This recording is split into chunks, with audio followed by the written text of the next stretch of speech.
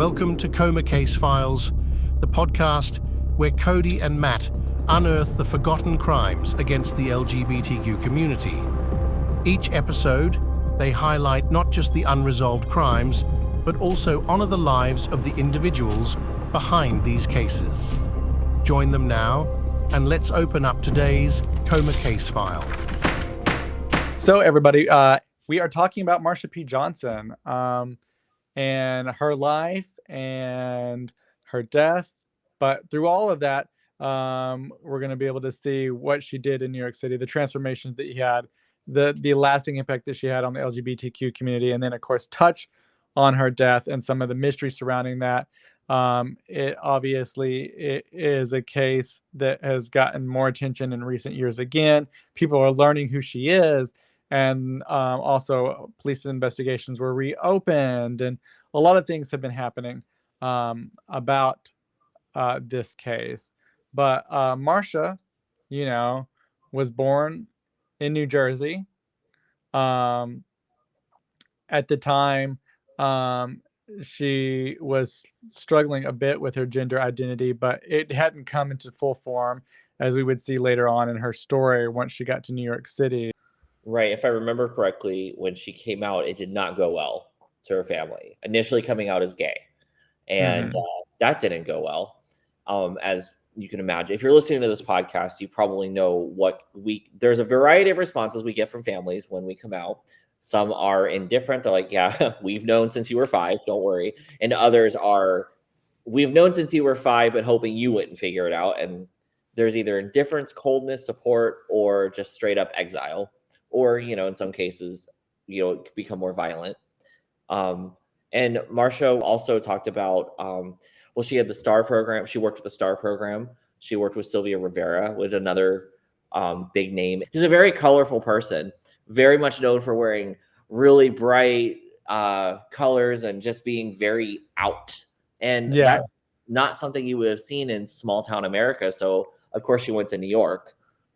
Well, it was like a big transformation. Like she grew up, like we said, in New Jersey as Malcolm Michaels Jr. And when she went to New York, it was a really big transformation for her, and she could kind of be herself. She was finding like-minded people who were also coming to New York and discovering themselves and who they are. And as we mentioned many times, that like it's not about what you're feeling at the time, and that's what you are and who you are. It is a path forward, and as time goes on, you may change who you are, what you feel about yourself, what you want others to look at you as doing. And that's one of those things that a lot of people were having happen when they were coming to New York City. They were leaving some of these smaller towns or smaller areas, or areas where their family wasn't accepting of them, and going to somewhere which was known as a place that may be more accepting than where they had come from. Oh, absolutely. I think any of us, even just moving away, like for example, I moved to college 4 hours from home, and I intentionally did that because I knew I needed to grow up. I did not know that I was gay when I moved away, so I moved away, and I look at who I was 5 years after moving away versus who I was, and I see somebody that's so much happier. And that doesn't mean everything was like magical. I don't think anybody moves to the city unless you're literally a trust fund baby with unlimited funds. It is hard, and let alone New York. I mean, it was not the easiest place to live back then. We all know it was really intense. It was not exactly known for being cleanly or safe. As you were saying, you're mentioning some of those things that she did once she got to New York City. She became really well known within the community that she was living. And that's where, like you mentioned, Sylvia Rivera, where she got started with the STAR Project. And that was like such a big thing and very helpful because it helped with homeless trans youth, people who were needing shelter, people that were having discriminatory issues in their workplace. This was an organization that really helped people. And jobs solely for being gay. I mean, and many people engaged in what we call survival sex, where they were doing sex work, but not because necessarily they wanted to. There's a difference between doing something because you want to do it and you're in control versus doing things you have to do to put food on your own table so that you will live to see another day. And you know, they talk about sleeping. This is the times where people were sleeping in parks, and you know, under any couch on any couch they could find to find a warm bed. And you know, that's unfortunately normalized in some ways. You know, like we talk about our Yeah. young horror days. I'm like, no, why do we have to live like that? You know, nobody should Well, have to and do that. you know, you have a lot of these young people moving to the city, and they moved to the city with no place to stay. And so this was an organization with the help of Sylvia Rivera and Marsha P Johnson that really helped some of those other young people who are part of the LGBTQ community uh, be basically accepted and be like, you have a place here, be Right. part of our community. And I think it was like a really big establishing point for our modern day look at the LGBTQ community. I think it was like a really big moment in which we kind of gathered around and were like, we should help each other. Now, we're not always good at doing that, but No. it's a good point in Yeah, our time where we can community look can at. we can be absolutely awful to each other, but I hope it'll always be an ongoing conversation, you know, as people pass away and the new generations rise, you know, and move into the community. It will always be an ongoing conversation of hopefully support and finding resources for each other. Or in what we're looking at in our current times is kind of running the Rainbow Railroad of getting people out of the states and cities that they don't want to be in, where they can be somewhere safer, where they feel more comfortable, where the state's rights are shielding, you know, protecting them from some of the more extremism that we've seen in our country. That's always been there. It just Yeah. gotten louder. And in Marsha's time, there was not really support.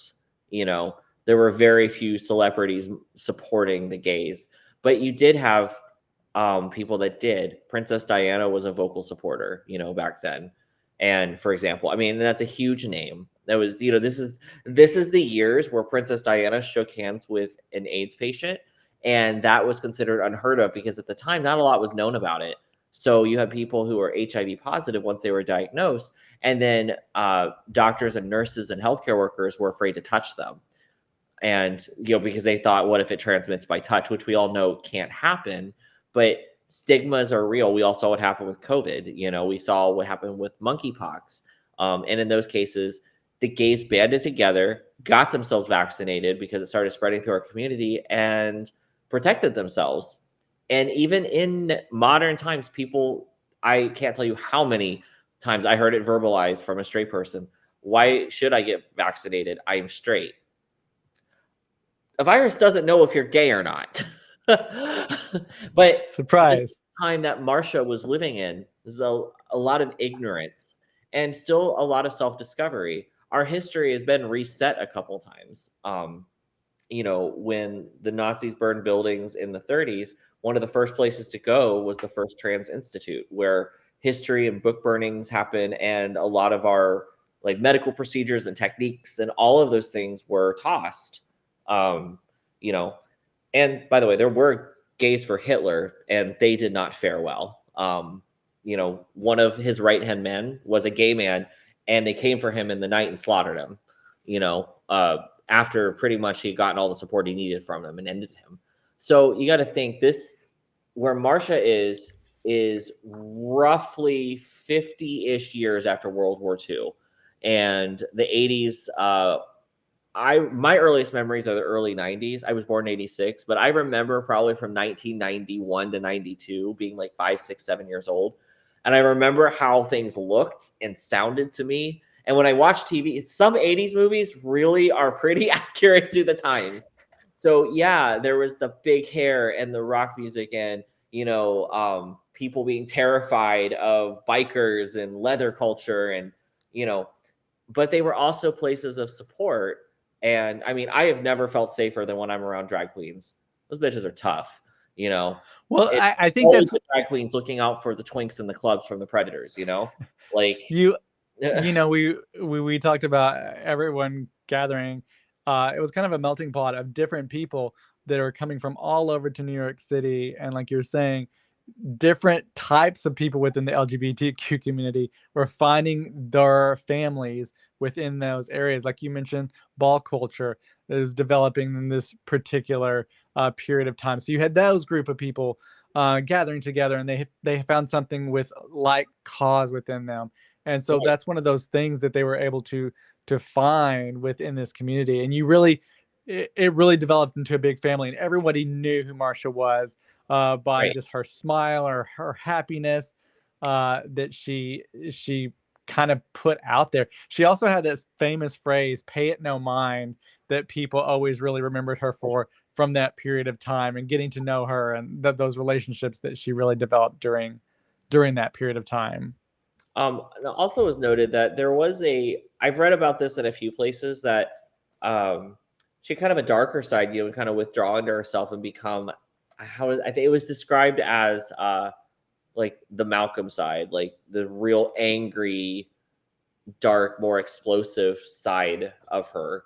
And I can understand how. I mean, when everybody outside of the city, anywhere you go, is going to be to treat you like crap, and then up till you got to the city, be treated like crap, get to the city, and you still have to find a life, and to have carved a path, um and then let alone blaze a trail for those to follow behind you.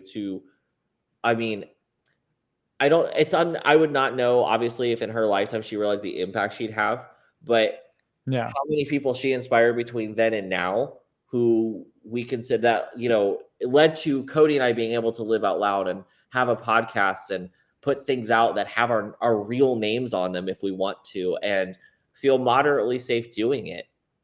I could wear a pride sticker on my work uniform as a nurse, um, Yeah. like, I mean, these are things that would not have happened in Marsha's time.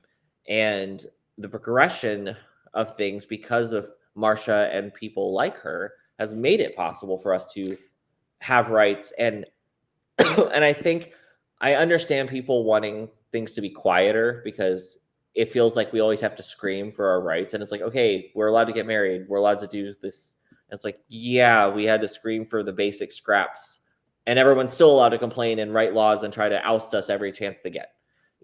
So Yeah. again, just like building community, this will always be an ongoing conversation. And Marsha was a vocal supporter and not a quiet person in the conversation, which is good. Always need the people who are willing to speak up in the room. Yeah. Well, and then that's when her story, we were talking about the late 80s, her story did come to an end in the early 90s, in 92, when Marsha P. Johnson's body was discovered in the Hudson River near the Christopher Street Pier. That was an area that a lot of the LGBTQ community gathered in. Now, initially, the police and emergency response presumed that her death was due to a suicide. They really did do a thorough investigations. They did cite that there was a lack of visible struggle, or there wasn't something immediately suspicious, or circumstances that were surrounding the location or her where the body was found. The community obviously was in complete disbelief with the news that she had passed away, and they believed that she definitely did not commit suicide, as the police at the time had written in police reports. Well, there's several theories surrounding her death. So, like Cody said, there's talks that it was, she took her own life, but her friends and family and many vigils were pushed, and it got the police's attention that eventually, even in 2012, an investigation was reopened to consider it and as a possible homicide. So there's a theory that she was inebriated and was just on a late night wandering, which she was known to do some late night wandering, and that she might have just slipped and fallen. If I remember right, there was an injury to the back of her head, which, draw your conclusions. You can be hit with an object, or, if you've ever seen somebody jump into a pool, kind of like pencil jump in or step in, you can strike your head on the back of a pool, on the wall, popping in, which I believe is kind of like the theory that one of the theories the police were going with. And with that theory, at the time, there wasn't a lot. The pier was the pier, but you know, today we have like super secure railings and all of this Right. situation going on in all There these were potential not areas. railings then. There were not the seatbelts were a thing, but railings and safety guards and safety bars were not things on most rides, cliffs, parks, rails, rivers. I mean, this was a real working pier at the time, Yeah. so like, you know, it's not. Like, things were really different in the early 90s, and everyone's the people that say like, "Oh, I did that and you know I survived." I'm like, "Yeah," and the people that didn't aren't here to talk about it. So please, you know, just be glad that you survived. Obviously, it was not going to take out the whole population, so be thankful. Yeah. And then another theory is that there was heightened amounts of violence at the time towards the community, and Marsha herself had received threats from people because of her visibility in the community and her activism, that she had been threatened. So it's possible the theory that she was being targeted for a hate crime. I tend to personally lean more towards this theory when you think about threats and somebody, and it could have been a random attack.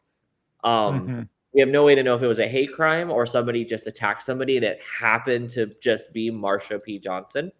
You know, we'll never know because nobody's ever been arrested for it.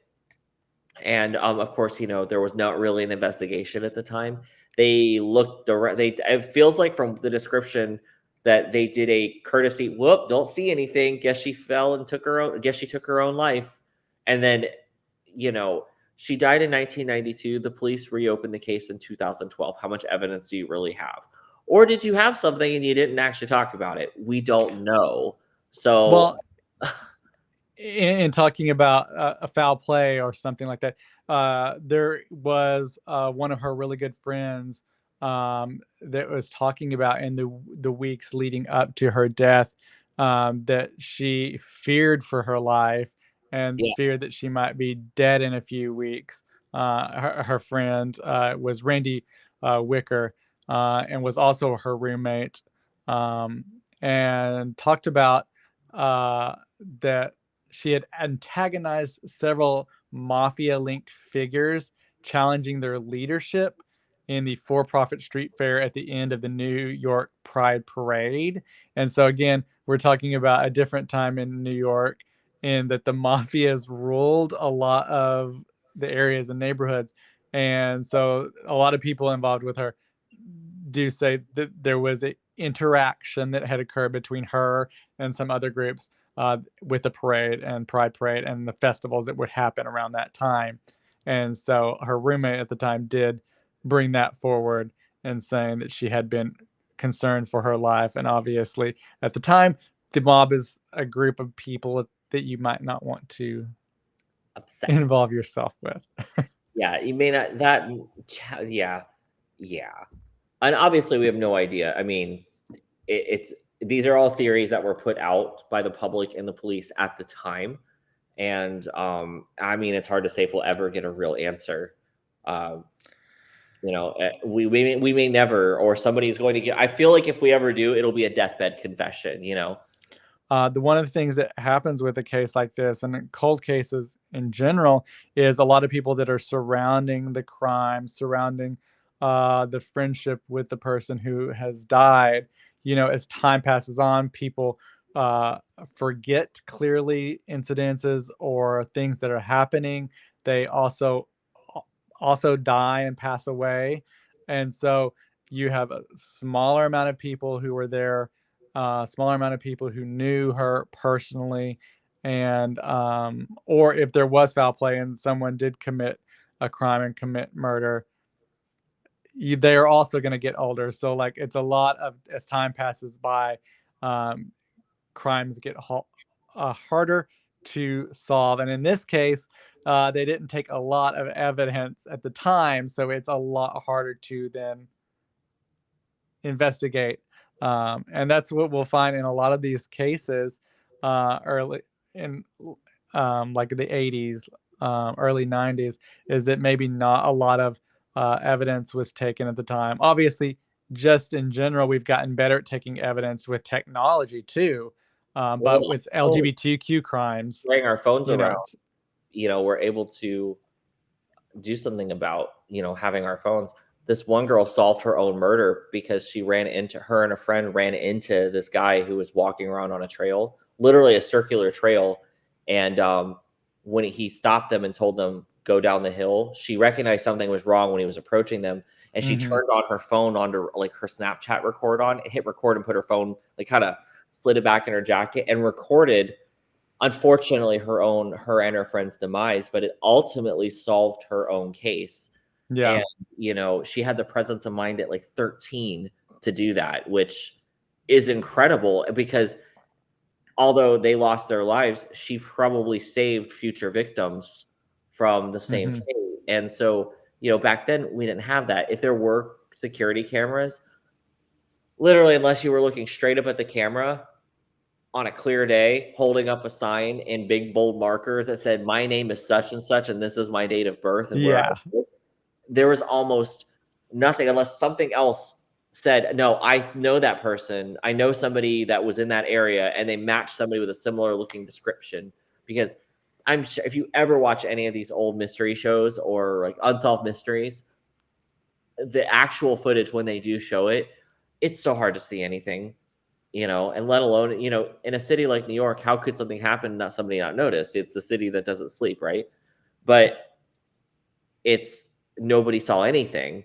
Well, I think that is a good place to leave it.